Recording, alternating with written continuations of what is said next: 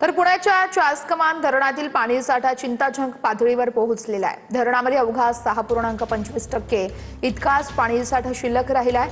खेड आणि शिरूर तालुक्यांना या धरणातून पाणी पुरवठा केला जातो। यामुळे आता भविष्यात खेड आणि शिरूर तालुक्याला पाणी टंचाईचा सामना करावा लागण्याची शक्यता आहे। खेड आणि शिरूर या दोन तालुक्यासाठी नंदनवन ठरलेला चासकमान प्रकल्पामध्ये सध्या 6.25 इतका पाणीसाठा शिल्लक राहिलेला आहे।